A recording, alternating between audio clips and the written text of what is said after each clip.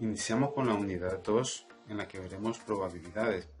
Para ello vamos a comenzar con una pequeña introducción a lo que conoceremos como probabilidades, sus definiciones básicas y notaciones sobre la teoría de conjuntos, álgebra de conjuntos, conjuntos especiales, las relaciones entre conjuntos y operaciones con conjuntos, así como diagramas de Venn.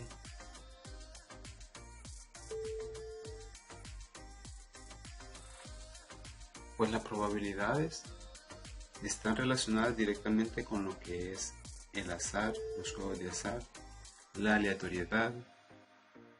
Términos como esos son los que vamos a ir reconociendo cuando hablamos de azar, aleatoriedad y algunos elementos como el dado, las cartas, que son juegos de azar o se utilizan en juegos de azar, la ruleta, entre infinidad de juegos que son los que dan origen al estudio de las probabilidades, pues son los que vamos a relacionar y a utilizar frecuentemente en nuestros ejemplos. Pero es importante saber de dónde surge lo que son las probabilidades, cómo es su origen, su origen histórico, y aunque no vamos a hacer un recorrido profundo sobre la historia, pero sí vamos a mencionar que las probabilidades inician con los juegos de azar. Arqueológicamente se han encontrado elementos que dan indicios de juegos de azar con más de 40.000 años de edad. Se han encontrado elementos como un astrágalo o astrágalos, que son una pieza, un hueso que tiene unos ciertos animales que son, en este caso nos referimos al astrágalo de una oveja o de una cabra, que son los animales que aparentemente de los cuales se descubrió que se hacían dados, y por eso se dice también que los dados comienzan entre la tibia y el peroné, porque nosotros los humanos también tenemos un astrágalo entre los huesos del pie, y por eso el astrágalo, por su forma peculiar de tener una forma de 6 lados, entonces es a partir de ahí que se formó lo que es el dado. Autores o personajes importantes como Heródoto, 484 a.C., pues ya se refiere a los juegos de azar. También tenemos que los dados más antiguos, ya no propiamente de hueso, sino que ya con forma de dado, tienen una referencia de 3000 años antes de Cristo. También aparece la figura de Girolamo Cárdamo, que también escribió su primer tratado serio de probabilidad.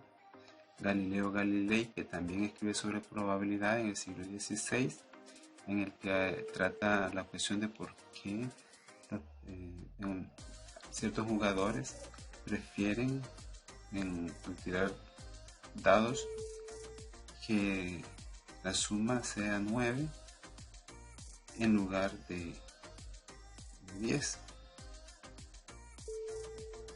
o viceversa, por la cuestión de la frecuencia con la que aparece una suma con respecto a la otra.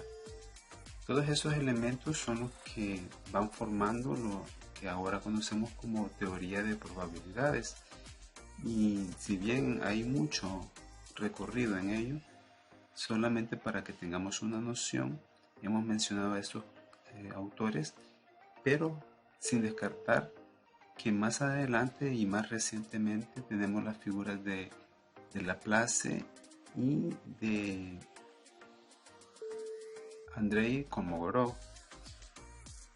Laplace pues nos da cómo se calculan las probabilidades con la teoría clásica, que es casos favorables sobre casos posibles, y básicamente esa es la fórmula general de calcular probabilidades: los casos favorables sobre los casos posibles, una simple una simple fracción o una razón entre dos cantidades, eso es lo que hacemos para calcular probabilidades.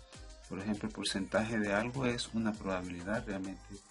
Y Andrei Kolmogorov lo que hace es darnos lo que son ya las teorías matemáticas con rigurosidad para lo que son las probabilidades, a lo que conocemos como axiomas de probabilidad, que veremos en su momento.